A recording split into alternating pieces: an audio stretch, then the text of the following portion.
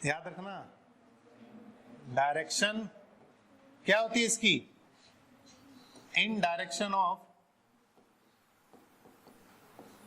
Change in displacement. सही है ना। अगर आपका डिस्प्लेसमेंट वेक्टर r है ना, तो r cap is the direction of velocity. जिधर डिस्प्लेसमेंट की डायरेक्शन है, x क्या करते हैं, चेंज इन पोजीशन है ना, change in displacement, change in position लिख लो ज्यादा, क्योंकि वही डिस्प्लेसमेंट होता है। Vector, direction of displacement vector, ये ज्यादा अच्छा रहेगा ना। Change in position is displacement है ना, तो चेंज इन पोजीशन कह दो या फिर चेंज इन ऐसा कर दो, ठीक है ना, कोई दिक्कत, एक ही बात है, कोई ऐसा बड़ी बात नहीं। तो स्पीड क्या है, स्केलर है, वेलोसिटी क्या है, वेक्टर। एक और रिलेशन आप निकाल सकते हो, जब तक डायरेक्शन चेंज नहीं करोगे स्पीड और वेलोसिटी क्या होगी, बराबर। स्पीड और वेलोसिटी क्या होगी, जैसे ही मैग्नीट्यूड की बात हो रही है यहां पर, और स्पीड का जो मैग्नीट्यूड है वो हमेशा वेलोसिटी के मैग्नीट्यूड से क्या होता है, ज्यादा होता है। स्पीड का जो मैग्नीट्यूड है वो वेलोसिटी के मैग्नीट्यूड से हमेशा क्या होता है, सही है। जब तक डायरेक्शन चेंज नहीं करोगे दोनों के मैग्नीट्यूड क्या होंगे, कोई दिक्कत, चेप दो जल्दी जल्दी लिख दो भाई, सब लिखा हुआ है आपके। चलो अब यही कॉन्सेप्ट अपन किस में लगा लेते हैं, एवरेज स्पीड में। देखो चलो नेक्स्ट आ जाता है अपने पास एवरेज स्पीड। एवरेज स्पीड क्या होती है बताओ, एवरेज स्पीड क्या होगा, total distance upon total distance upon total time, है ना। तो एवरेज स्पीड को अपन बोलेंगे total distance upon total time, कोई दिक्कत नहीं है ना। सिमिलरली एवरेज स्पीड को ऐसे भी लिखते हैं ना कई लोग, ऐसे, ये ऐसे भी average speed. Similarly average velocity क्या होगी, टोटल डिस्प्लेसमेंट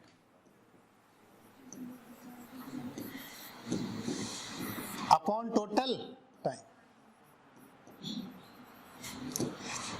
सेम वही बातें अपन दोबारा लिख सकते हैं। कौन सी बातें, कि जब तक डायरेक्शन चेंज नहीं करोगे एवरेज स्पीड और एवरेज वेलोसिटी बराबर होगी। देखो ये लाइन इसमें काम आएगी, जब तक हम डायरेक्शन चेंज नहीं करेंगे तो एवरेज स्पीड और एवरेज वेलोसिटी को क्या रखेंगे, बराबर।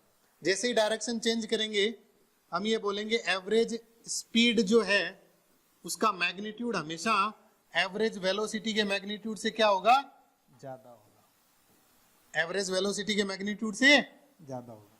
सेम कब होगा, जब तक डायरेक्शन चेंज नहीं करेंगे। सही है। चलो उसके बाद नेक्स्ट देखो।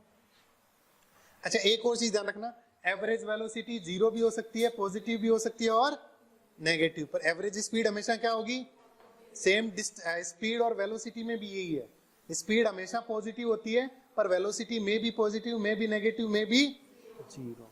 कोई दिक्कत, इसी पे सवाल करने अपने को सबसे ज्यादा। सही है ना। सबसे देखो इसमें फॉर्मूले बहुत सारे मिलेंगे आपको, पर आप ना ये बेसिक फॉर्मूला ये ध्यान रखना कि इसका मतलब होता है total distance upon total time, और इसका मतलब होता है टोटल डिस्प्लेसमेंट अपॉन। और जब तक डायरेक्शन चेंज नहीं करोगे, जैसे कोई मान लो रेक्टिलिनियर मोशन है ना, उसमें डायरेक्शन उसने चेंज नहीं करी, तो आपको एवरेज वेलोसिटी और एवरेज स्पीड अलग अलग निकालने की जरूरत नहीं है, एक निकालो दूसरा अपने आप बराबर आना है। कभी कभी क्या होता है, बच्चा 2 बार निकाल के आता है उसको, एक ही सवाल को 2 बार सोल्व कर लेते हैं। ऐसा नहीं करना, जब तक डायरेक्शन चेंज नहीं करेगा तब तक। समझ गए, पक्का। चलो उसके बाद देखो नेक्स्ट अपन देखते हैं, लिख लिया सबने। चलो अब मैं नेक्स्ट कर देता हूं ना। अरे अच्छा 8 पेज का नाम आ जाओ। एक सवाल करते हैं, लिखो ए पार्टिकल, लिखो एक सवाल, a particle move from A to B, a particle move from A to B with speed v1 and b to a with speed v2. Find its average speed and average velocity. Find its average speed and average velocity. देखो A से B मान लो जो distance है वो D है, और जाते वक्त वो कितने से गया है? V1 से। आते वक्त कितने से गया है? V2 से। आते वक्त V2 से है। अब अगर जाते वक्त उसको टाइम T1 लगा तो टाइम क्या होगा बताओ? डिस्टेंस अपॉन वेलोसिटी, यानी D बाई V1। और आते वक्त जो टाइम होगा वो T2 होगा, वो क्या होगा? Distance upon velocity. टाइम तो ये होगा ना, वेलोसिटी डिस्टेंस अपॉन टाइम हो गया, तो टाइम डिस्टेंस अपॉन वेलोसिटी। तो T1 प्लस T2 आपका टोटल टाइम होगा, वो कितना होगा बताओ? D by V1 plus D by V2। अगर यहां से D कॉमन ले लोगे तो ये हो जाएगा 1 बाई V1 प्लस 1 बाई, तो ये हो जाएगा, इसको सॉल्व करोगे तो मेरे अंदाज से यह आएगा V1 plus V2 upon V1 into. कोई दिक्कत? उसके बाद देखो, अगर आप एवरेज स्पीड निकाल रहे हो, सही है ना, अगर आप एवरेज स्पीड निकाल रहे हो तो टोटल डिस्टेंस जाते वक्त भी D है, आते वक्त भी D है, तो टोटल डिस्टेंस कितनी होगी? 2D। पर टोटल टाइम कितना हुआ? D into V1 plus V2 upon V1 into, सही है, तो D से D कैंसिल कर दो भाई, तो ये आ जाएगा 2 V1 V2 upon V1 plus, कोई दिक्कत? समझ गए बात को? लिख लो, लिख लो, लिख लो। कर लिया? कितने लोगों को सही था? भाई साहब ये सवाल भी गलत है जनता के, तेरे गलत था तो किए ही नहीं। कर ले भाई, हाँ? तरीका सही था। पार्टिकल तो क्या लिखें, ऑब्जेक्ट भी लिख देते तो चल जाता। देखो, a person divide his total journey in 3 equal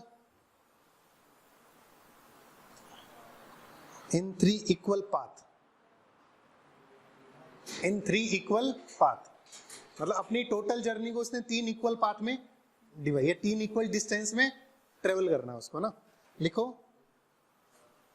first part is travel by speed V1, first part is travel by speed V1 and second part travel by speed V2 and remaining part is travel by speed V3. Find average speed and average velocity. देखो, उसने अपनी total journey को 3 equal part में divide कर लिया। Path लिखा है, part लिखा है, एक ही बात है, मैं उस समय खुद कंफ्यूज हो गया था। ठीक है, फर्स्ट पार्ट है वो उसने कितने से ट्रेवल किया? V1 से। सेकेंड पार्ट कितने से किया? V2 से। और थर्ड कितने से किया? V3 से। अब आपको उसकी एवरेज स्पीड बतानी है ना, कर दो यार, कर दो। अरे इतनी अच्छी इंग्लिश होती तो अब मैं यहाँ थोड़ी होता, कहीं ऑस्ट्रेलिया में पढ़ा रहा होता। अंग्रेजी अच्छी तो नहीं है। देखो भाई, ये मान लो उसका टोटल पाथ था, उसने उसको कितने पार्ट में डिवाइड कर दिया? 3 में। ये वाली डिस्टेंस D/3, ये वाली D/3, और ये भी कितना? D/, ये वो कितने से गया? V1 से, ये वो गया है V2 से, और ये वो गया है। अब अगर आपसे कोई पूछा जाए, देखो पहले टाइम निकाल लो T1, यहाँ का टाइम कितना? D/3 V1। यहाँ का टाइम कितना हो जाएगा? D/3 V2। और यहाँ का टाइम कितना हो जाएगा? D/3 V3। तो टोटल टाइम उसने कितना लिया बताओ? T1 प्लस T2 प्लस कितना हो जाएगा? D/3 V1 plus D/3 V2 plus D/3। तो अगर आप सॉल्व करोगे तो मेरे अंदाज से D/3 कॉमन आ जाएगा, और सॉल्व करोगे तो कितना आएगा? V2 V3 V1 V3 और V1 V2 ले लो ना इसको, एलसीएम लेके सॉल्व कर लो भाई, कर लोगे ना, यही आएगा। अब अगर आपसे कोई पूछा जाए एवरेज स्पीड क्या होगी, बताओ एवरेज स्पीड, टोटल डिस्टेंस कितनी, d/3 d/3 d/3, total distance है d अपॉन टोटल टाइम कितना है d/3, कितना भाई साहब, v2 v3 plus v1 v3 plus v1 v2 upon v1 v2 v3। तो d से d कैंसिल हो जाएगा ना, तो ये कितना हो जाएगा 3v1 v2 v3 अपॉन, अरे यही आ रहा है क्या, खत्म कहानी। अच्छा एवरेज वेलोसिटी भी यही होगी ना, क्यों, हमने पार्टिकल ने डायरेक्शन चेंज नहीं करी, तो एवरेज स्पीड और एवरेज वेलोसिटी क्या होगी, कोई दिक्कत, सबके आ गया था, कितने लोगों का आंसर सही था, आंसर याद था भाई साहब। लिखो नेक्स्ट, साफ कर दूं या कल लिख रहे हो, लिखो ए पर्सन, आप सही लिखोगे ना, a person divide his total journey in two equal time interval, into equal time interval, लिखो for first time interval he moved with speed v1 and for next time interval he moved with speed v2, find his average speed and velocity। एक बात है, medical वालों को concept सारे याद होते हैं भाई, देखो इधर पर तरीका भी याद रखना भाई, कभी कभी हो सकता है आपके ये मेथड काम ना करे। देखो अगर आप ए से बी उसकी टोटल जर्नी मानो, उसने इसको दो इक्वल टाइम इंटरवल में डिवाइड कर दिया, ये भी टी है ये भी टी, पहला टाइम इंटरवल में वो v1 से गया, दूसरे में, तो पहली बार वो डिस्टेंस कितनी ट्रेवल करेगा d1 और दूसरी बार कितनी करेगा, सही है। अब देखो पहले क्या था, डिस्टेंस सेम था, टाइम अलग अलग था, इस बार टाइम सेम है तो डिस्टेंस निकाल लो, बताओ डिस्टेंस यहाँ पर वेलोसिटी इंटू टाइम होती है ना, तो ये v1 इंटू टी, यहाँ डिस्टेंस क्या होगा d2 इंटू टी, तो टोटल, सॉरी एक मिनट गलत कर, मैं बिना महान मिस्टेक, d2 कितना हो गया v2 इंटू टी, सही है।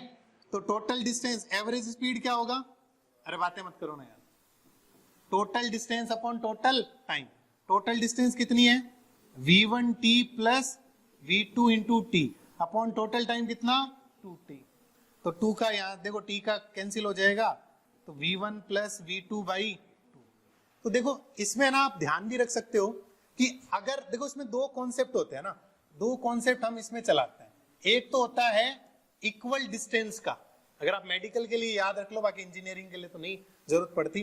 देखो अगर आप मान लो दो इक्वल डिस्टेंस है, सही है, और अगर वो v1 और v2 से ट्रेवल करते हैं हम लोग, तो एवरेज स्पीड का आप डायरेक्टली फॉर्मूला क्या याद रखते हो,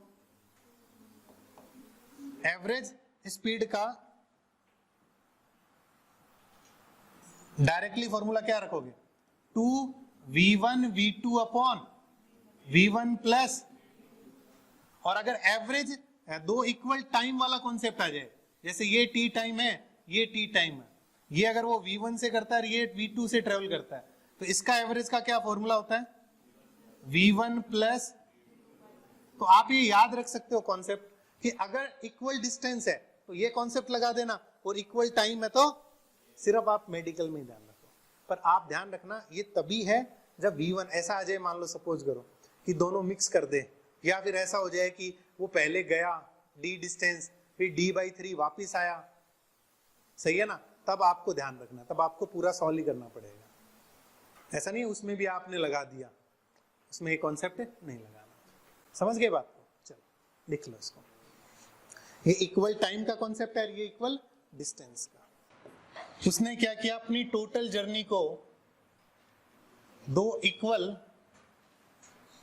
पाथ में डिवाइड कर लिया। लिखो, ए पर्सन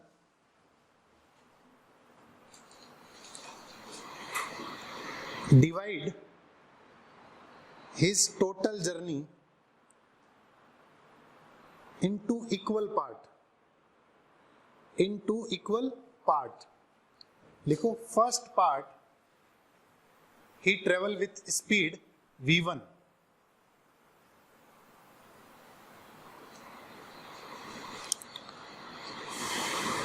लिखो for next part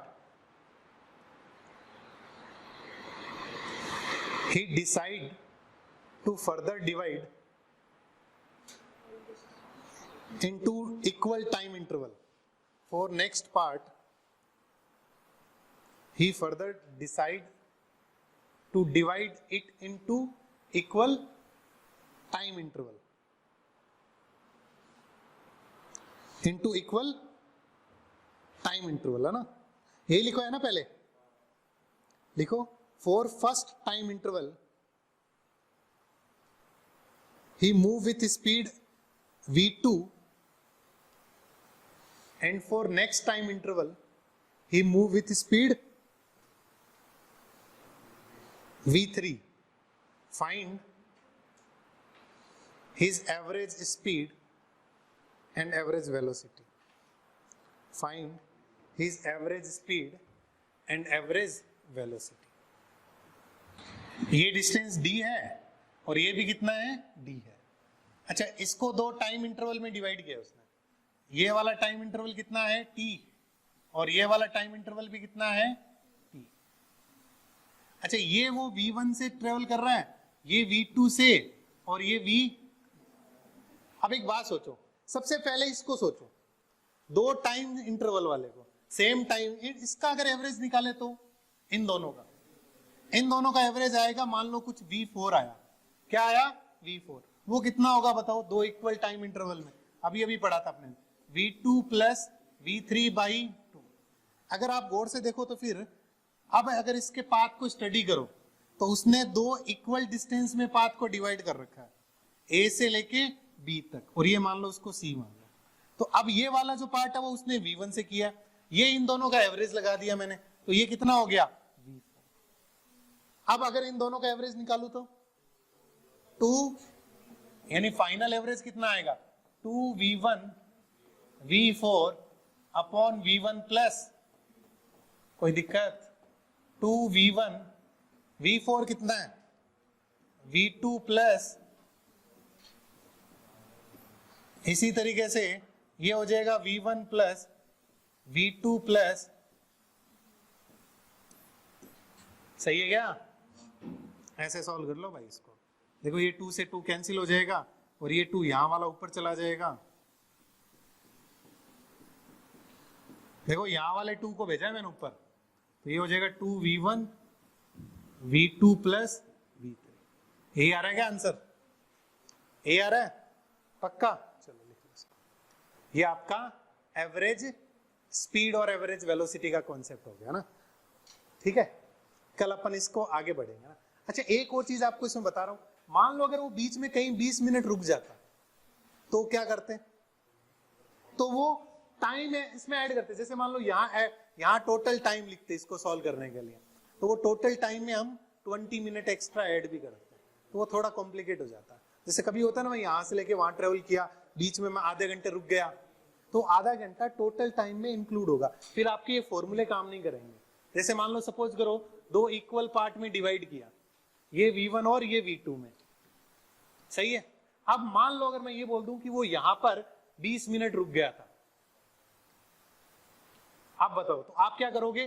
जब यहां का टाइम t1, यहां का टाइम t2, तो टोटल टाइम में t1 प्लस t2 प्लस 20 लोगे, और इसको मिनट को अगर सेकंड में कन्वर्ट करोगे, और टोटल डिस्टेंस कितनी लोगे, d, बिकॉज ये d/2 हो जाएगी और ये भी d/2, समझ गए ना? तो total distance t upon total time, ये आपका एवरेज हो जाएगा। ठीक है ना, समझ गए? चलो